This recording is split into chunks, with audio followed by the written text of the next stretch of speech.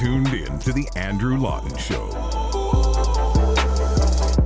Want to move to the other issue I mentioned a couple of moments ago, which is a very big one. And while we can look at the situation in Canada and say, oh, yes, the lockdowns are done, the COVID mandates are done, that's all the past. For people who were targeted by these things, it is not at all over. And there is one group in particular who had a hugely offensive and insulting treatment by the government on this, and that was Canadian soldiers, members of the Canadian Armed Forces, who were subject, like everyone else in the public sector in Canada, to vaccine mandates. But it was particularly stinging for this group who have given so much and continue to give so much in pursuit of Canada, to fight for Canada. They wear a uniform and put their own lives on the line to fight for their country and the ideas and ideals that this country represents. But Justin Trudeau looked at the military and said, you guys are not fit for service if you don't get the COVID jab. This was the decision that they had to make, to either get vaccinated or leave. And this was not an easy decision. And again, it's not just exclusive to the military. It was also true of airline pilots, of federal public servants, and frankly, of anyone who wanted to get on an airplane or a train. But for members of the Canadian Armed Forces, I'm reminded of that exchange when Justin Trudeau told, I can't remember if he was a soldier or a veteran, I think he had left the military by then, at a Q&A, that veterans were asking for more than the government could give them. And it's amazing when you remember that exchange, remember that line that the government had, that Trudeau had, how unsurprising it is to see the broader treatment of members of the military. But as we talked about a couple of months ago on this show, there are some that are not prepared to just ignore this and move on. There is now a proposed class action lawsuit that has been filed, and the lawyer representing the class is Catherine Christensen, who's the founder of Valour Law, and joins me now. Catherine, it is good to talk to you again. Thanks very much for coming back on the show today. Hi, Andrew. It's great to be back. So let's just start here. You've got 330 some odd current and former members that are in this right now, but the number you're actually representing is much larger than that, is it not? There is. Now, one thing I want to clarify is this is not actually a class action. It's a mass tort. So okay, I apologize. I was going based on a media report that got it wrong there, but I thank you for setting that straight. What is that difference, actually, for people that don't know? Yeah, so a mass tort is seeking relief. So what we're asking for from the government, just for those people that are named in the lawsuit as plaintiffs. A class action, on the other hand, has example plaintiffs that if you match that person, then you're part of that class and you can get compensation through that without ever actually taking legal action yourself. So this is a mass tort. Now, why go that route? Because I know there was discussion previously of a class action. There was. The reason that we decided to go this route was because these people were the ones that stood up in October of 2021. They have stayed hard and fast that they wanted to hold the Chief of Defence Staff and the Canadian Armed Forces to account for abusing their power. And so the decision was made by the group that they would do it as a mass tort versus a class action. Now, we're talking about hundreds of people that are known right now. There is still a group out there that we don't yet know about. And what bothers me... I'm hearing from them. Pardon me? I'm hearing from them. Well, you are. And what bothers me so much about this is that there are two types, well, more than two, but two in particular types that stand out here. There are those who were faced with this mandate that for whatever reason didn't want to get vaccinated and did, and kept their jobs, and that was the only way they kept their jobs and continued to serve. And those who still wouldn't and said, okay, I have to leave. And the government views by design that first group as being a success. They view that as being great. We told them they had to do this and they did it. Mm-hmm. Well, here's the thing is that the people that left the Canadian Armed Forces, some were forced to leave. They chose to leave under a voluntary release, but there's a large group of them that were released under what's called a 5F, unsuitable for further service.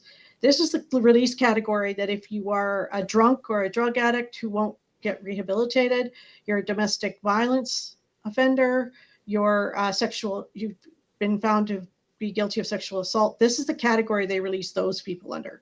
So it wasn't just a fact that they chose to lose their jobs. When they lost their jobs, they lost them under what used to be called a dishonorable discharge. And in fact, several members of the chain of command told them it was a dishonorable discharge.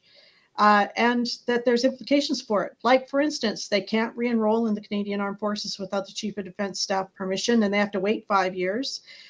They cannot apply for any federal government job because they're not going to get it for being released under this.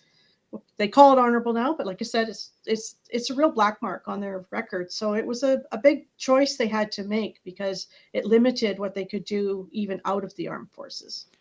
Well, and also what I find so troubling about all of this is that it would be one thing if the military had this rule that you have to be vaccinated against COVID to join the armed forces. And I would still oppose that, but they would at least have some transparency there about what the rules are when you join. In this particular case, you have people that are being threatened, their careers are being threatened and jeopardized for non-compliance with a rule that never existed when they joined and hadn't existed for the however many years they'd been in service, but one day with a stroke of a pen did.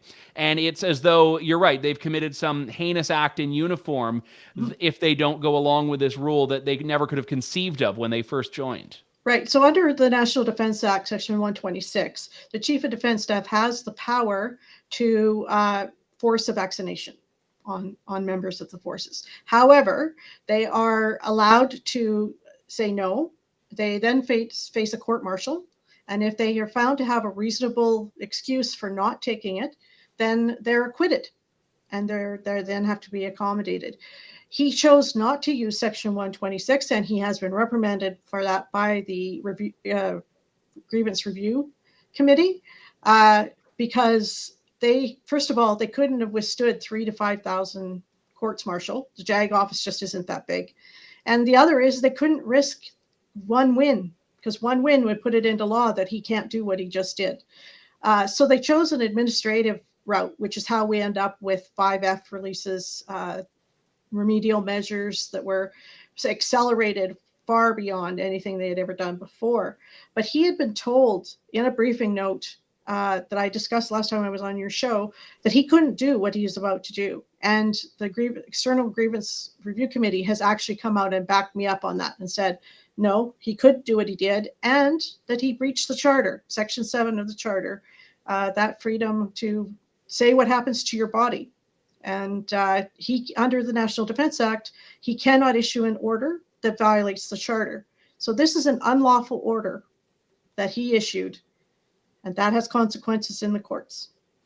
There was, I remember it was in August 2021, so the mandate wasn't in effect yet, but we were certainly hearing a lot of discussion about it. And I happened upon this, and I can't remember how, but on the Department of Defense website, there was a page, and on this page, it said that the Canadian Armed Forces, quote, cannot require a public servant to get a vaccine, nor is mandatory vaccination supported under Canadian law. And it added the same thing for members of the Canadian Armed Forces. And I reported on this on August 18th, 2021.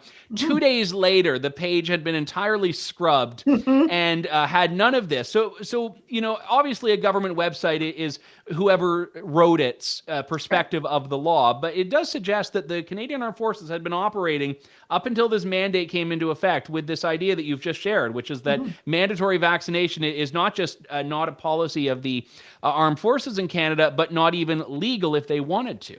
Right. So there were members who have never taken the flu vaccine, for example, with no repercussions.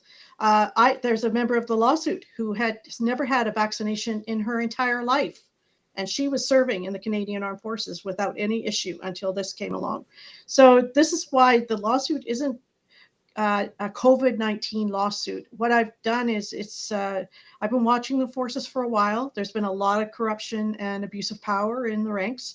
And when he issued this in October 2021, he handed me a perfect example of how they abuse their power in the chain of command, because I've got a nice concrete start to it, October of 2021, and here's what all these people did to their troops along the way until to the present day, and it continues to this present day because the mandate still exists.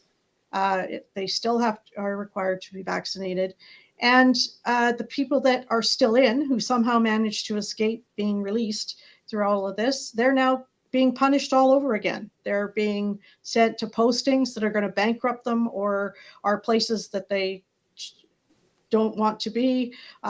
We've got pilots that are being sent to fly desks, instructor pilots. We need instructor pilots to fulfill. Well, Trudeau says he's training Ukrainian pilots, but he's got a whole bunch of instructor pilots that are sitting at desks instead of flying. So I'm not sure how he's going to accomplish that.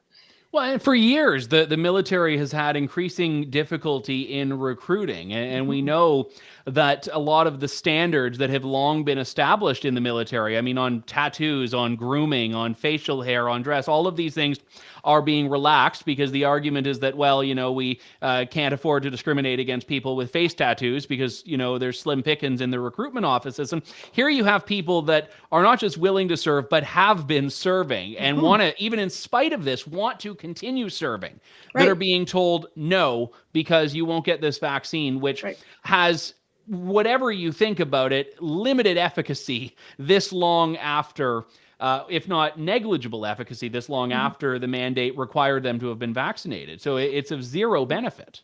Right. And these were people at the peak of their careers. We've done kind of a rough calculation. Just of the 300 some people in the lawsuit, they've lost over $3 billion in training and experience from this group that are just in this lawsuit. So I can't imagine in administrative costs for doing all these releases, people who aren't going to renew their contracts because they didn't like what happened. And now they're seeing that, it was an unlawful order. What else are they going to ask me to do?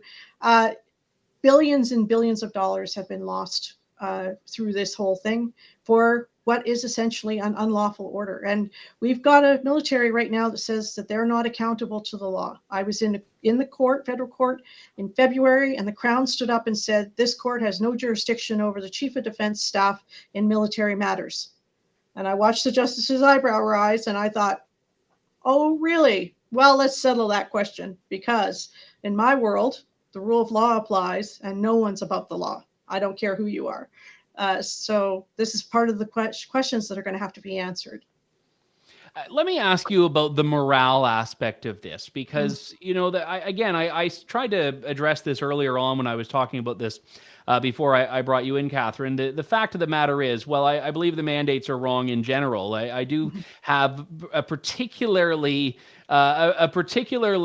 smaller tolerance for jerking around members of the military. And I think in general, Canadians, left and right, have, for the most part, supported members of the armed forces. We all really embrace Remembrance Day. We all really embrace veterans' causes. I remember when the Afghanistan mission was on, you'd see those yellow ribbons just everywhere on cars, and corporations would get involved. It's one of the safest causes to take up, support for the military and support for veterans, despite, little, squabbling you might get on the fringes on the left. So when we're talking about something like this to people who have served and continue to serve, it really stings a lot more than the mandates in some other contexts. And I was wondering if you just had any reflections on that and how that's been for the people who wear these uniforms, and in some cases would love to still be doing that after all this. I have to tell you that the morale is low in the Canadian Armed Forces. And the number of broken people that we have with mental health issues is uncountable. I know that in our group of people, we've had some attempted suicides. We've managed to save everybody because we've created this really strong knit group that we're looking out for each other. But there has been a real price to this whole thing because there's a lack of trust between the chain of command and the people, their troops. And they were already suffering with some of the changes, cultural changes, that the people that were signing on the dotted line to volunteer to serve Canada didn't agree with and were being forced to adjust to it. And I'm just seeing more and more broken people who, even the ones that are still in, that took the vaccine, they regret. They have big, big regrets. And now, since the lawsuit is launched, they're coming forward, and we're hearing from them. And the vaccine injured, I've been getting more and more calls from them as well. Now, is that a separate legal fight, or can that actually be addressed under this same mass tort that you filed here? I'm going to bring the vaccine injured ones separately because we have to go through Veterans Affairs Canada first. They have to see if they can be covered. They are not being covered right now by Veterans Affairs Canada. They're being told it's not service related. I disagree. Even though they weren't, even though this was a condition of their service to get a vaccine that otherwise they might not have. You don't take it, you're out of the military. I'd say that's a service related injury. So that battle is ramping up. We have some quite severe injuries. There have been some deaths associated with the COVID vaccine. So I can tell you officially that the COVID-19 vaccine killed more troops than COVID did, because COVID killed none. Zero people died. Even the ones that were on the front lines in the nursing homes, nobody died of COVID in uniform. So that's, to me, that says a lot. We forced something on people. I mean, they have their own policy that they're not supposed to vaccinate pregnant women, and they were still. I had women that were one day away from maternity leave being pressured to take the injections. So, they didn't stop. Well, and I think when you mention that, and it's absolutely horrific, and I followed in particular a lot of the vaccine injury cases in the United Kingdom, where I think they had a larger problem because of the particular vaccines they were pushing there and how widely they were. And in a Canadian context, we certainly don't hear these stories. And I think it all goes around to the idea of why choice is so central and why choice is so pivotal here. And if, someone wants to look at the situation and say, I'm balancing this, I'm weighing this, and here's what I decide, we should be encouraging that. And I wanted to ask, just because we sort of glossed over it earlier, but accommodations, because anytime these mandates were in place, the argument that was put is, well, yes, of course, if you absolutely need for medical reasons or religious reasons to get an exemption, you'll be able to, but it's never been as easy as they make it seem. And I know in universities and the public service, they fought tooth and nail against this. I'm assuming from your nodding that was the same in the Canadian Armed Forces, that exemptions were basically not easy to get, if at all. That's very true. There were very, very few that were actually granted. And lots of times it was because maybe they were a couple months out from a 3B medical release. So they were being released for injuries.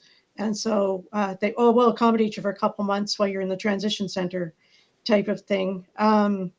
We had here in Edmonton, CFB Edmonton, Rutland, he was a colonel at the time. He's a brigadier general now. He's one of the named defendants. He set up a board to review every single accommodation request because he wasn't happy that some of his COs were granting accommodations. So they all had to go through this board. And in one of his decisions, he has written that on a balance of probabilities, your religion won't be harmed by taking it. And I'm looking at this and I'm thinking, what? So he's thrown a legal term in there, balance of probabilities, but how is he in a position to decide if someone's faith has been injured or harmed by taking this? It's gibberish, but it's also showing you the arrogance of it. This won't harm your faith. Well, that's not his call to make. That's the individual's call to make. And our Supreme Court begs to differ with him about what you're supposed to do with someone's religious beliefs. And this is the military that has, long embraced, a specific dress issue turban. If you're a Sikh, you can wear your hijab in your uniform if you are a Muslim. So these idea of religious accommodations is not new, but it's amazing that all of a sudden it's, maybe we get to decide how your religious practice really needs to manifest here. I mean, I don't trust these people to be theologians any more than I trust them to be charter interpreters at this point. Right. Well, and the chaplain general basically came out and said that there are 25 recognized religions in the CAF. Oh, really? I didn't know we were putting limits on what religion was what in Canada. That's not what the Supreme Court said. So I found that a very interesting piece of information as well. And these are things that they put in writing. This is the problem, Andrew, is the arrogance and the feeling like they're absolutely untouchable. If this lawsuit does nothing else, I hope it shows them that they're not as untouchable as they think they are. Now, you mentioned earlier the loss here of billions of dollars in lost wages and training. What is the ask? What is it you want to get out of this? So in total, we are asking for approximately $500 million for 329 people. There is a $1 million ask for each person, and then some other asks as well for special damages. But we have also got several other claims. There's 30 claims here, and some of them are declarations. The ask for funds is maybe 3 of the 30. The rest is all asking for instance, for the order to be declared unlawful by a court so that the release category can be changed, so that people remove that black mark of a 5F. Asking for them to take another look at their grievance system, because how can you have the guy who wrote the order and demanded the order being the same guy that decides if you've been grieved or not? Because that's what happened. CDS issued it. He's the one you have to grieve to say it's wrong, but he's the one that makes the decision on whether it was wrong.